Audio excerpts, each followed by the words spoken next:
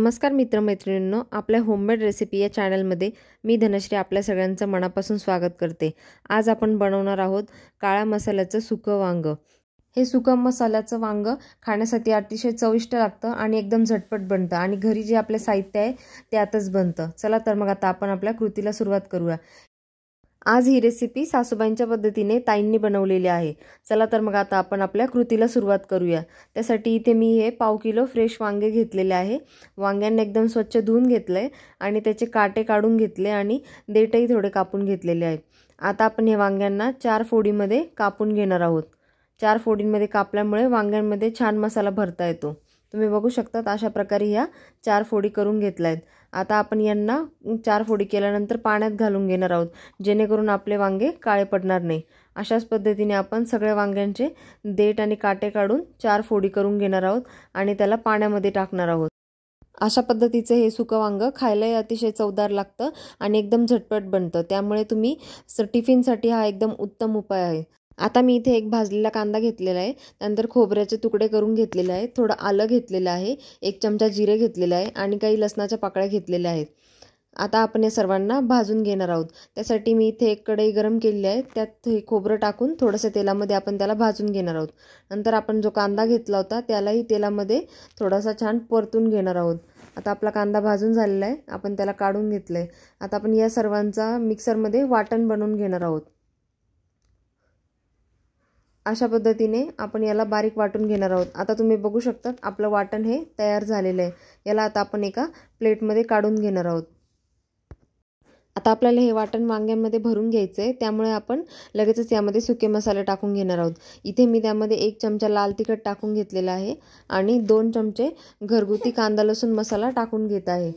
आता आपण याला मिक्स करून घेणार आहोत या वाटणमध्ये आणि त्यासोबत चवीनुसार यामध्ये मीठ घालून घेणार आहोत आणि पुन्हा एकदा याला छान मिक्स करून घेणार आहोत, जेणेकरून आपलं वाटण आणि मसाला छान मिक्स होईल।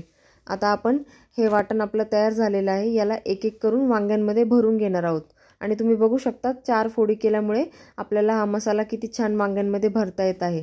अशाच पद्धतीने आता आपण एक एक करून सर्व वांग्यांमध्ये हा मसाला भरून घेणार आहोत।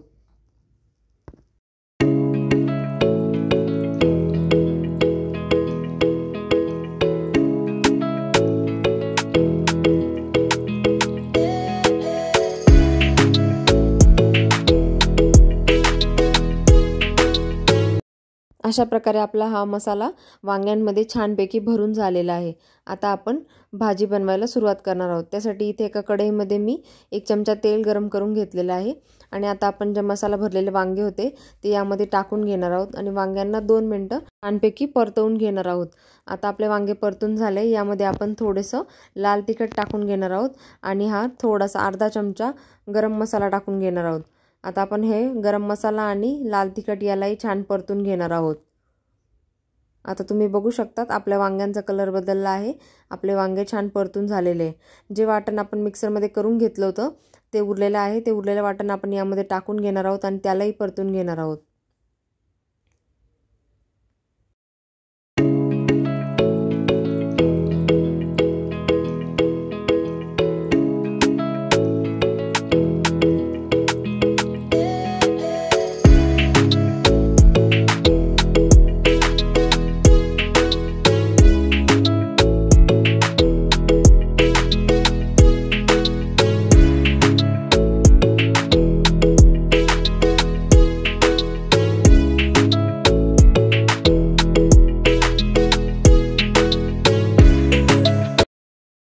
आता आपला वांगे आणि मसाला छान परतून झालाय। आपण यामध्ये अर्धा ग्लास पाणी टाकून घेणार आहोत।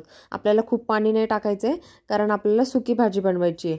फक्त वांगे शिजले पाहिजेत म्हणून आपण फक्त अर्धा ग्लास पाणी टाकणार आहोत आणि याला छान मिक्स करून त्यावर झाकण ठेवून याला 5 ते 7 मिनिटांसाठी शिजवून घेणार आहोत, जेणेकरून आपले वांगे छान शिजतील। आता आपण झाकण काढून बघणार आहोत।